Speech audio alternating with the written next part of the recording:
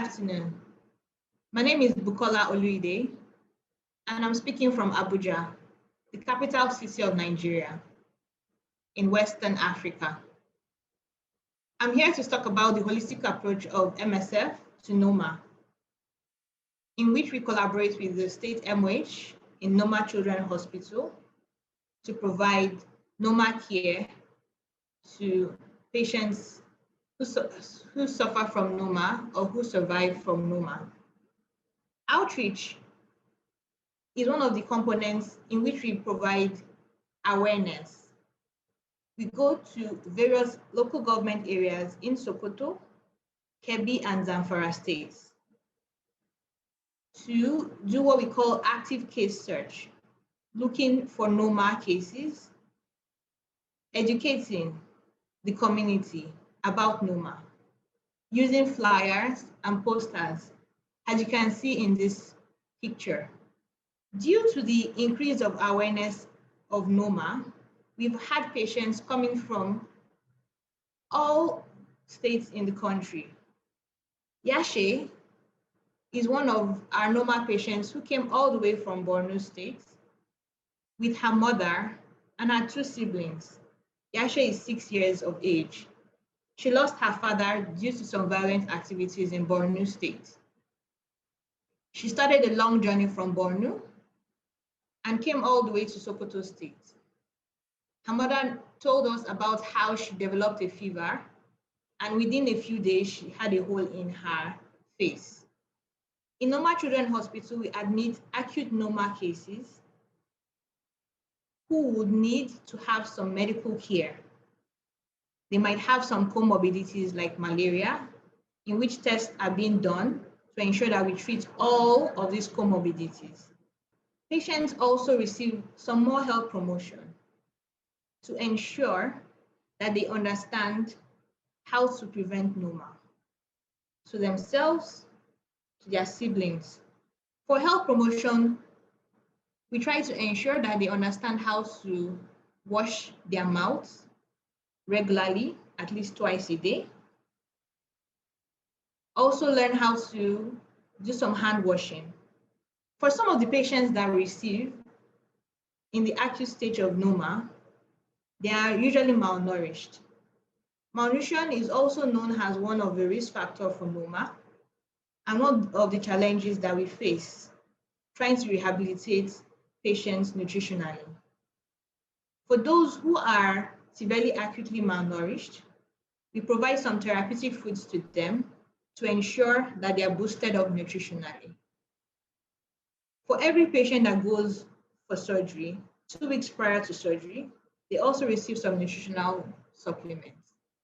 In the hospital, we also try to ensure that we do some trainings on the locally available foods for patients and their caregivers to learn about, so that they can ensure that when they are out of the hospital, they are able to continue providing nutritional support to their children. When Sefianu was admitted to the hospital, he was 2 years of age. We had to medically rehabilitate him, treating his comorbidities, and also nutritionally. He was given some nutritional therapeutic food to boost up his immunity and make him medically stable. Sefianu is still young to have surgery, but we've been able to ensure that he understands that he has to wait a little bit before surgery is performed on him because of his age.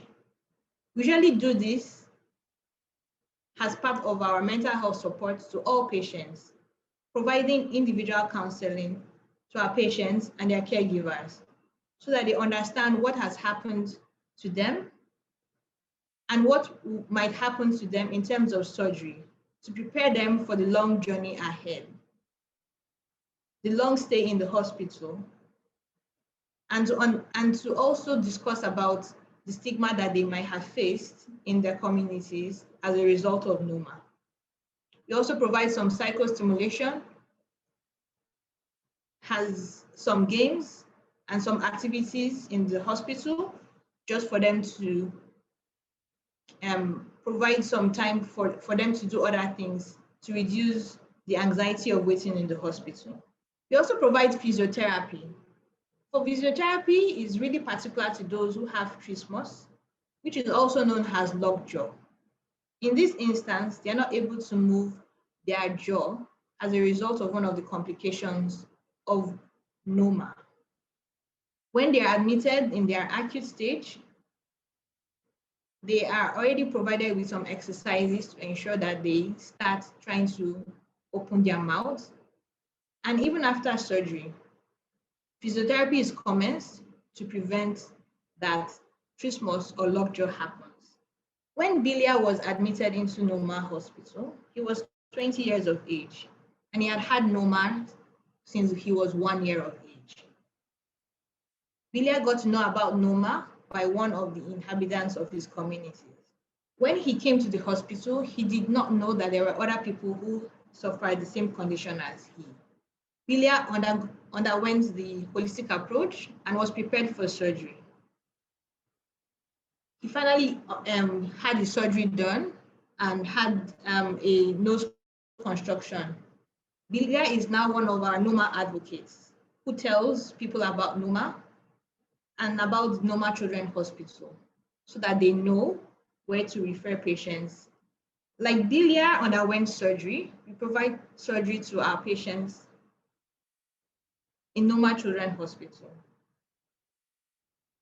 In terms of surgery, we incorporate all components, nutritional components to ensure that the patient is boosted nutritionally prior to and after surgery, mental health support, particularly important for the young children who are going into the theater, is provided before, where they're able to watch a film, and in the theater, where they try to calm their anxieties prior to intubation. And also physiotherapy support before and immediately after surgery to prevent some complications. In terms of boosting knowledge about NoMA, we have engaged in some researches for the past 5 years, in which we try to understand the risk factors surrounding NoMA, to understand better the various languages and the various names in which NoMA is referred to in the communities, to boost our awareness and our outreach activities. Also understanding the prevalence of NoMA in northwestern Nigeria. MSF would enjoin that more is done in terms of research in other NoMA countries to build up on this knowledge and for us to understand better. So in terms of increasing awareness, we've tried to do this from the community level all the way to international levels. MSF has been able to, in collaboration, produce a documentary which has built up on the advocacy and the awareness surrounding NoMA. In this documentary, we're able to record patients' life in Northwest Nigeria, Sokoto, to understand their journey from when they had NoMA to after surgery. This is still part of our holistic approach in which we want to increase our knowledge, our awareness about NoMA. This conference is also one of those ways in which I am happy to be discussing about NoMA, to increase this awareness, for everybody to know about NoMA, and for us to trash out ways in which we could ensure that NoMA doesn't exist anymore. One of those ways will be including NoMA on the WHO list of neglected tropical diseases to ensure that there is more focus, more funding for NoMA. I'm really pleased to have given this presentation to you today. Thank you for listening, and thank you so much for your questions.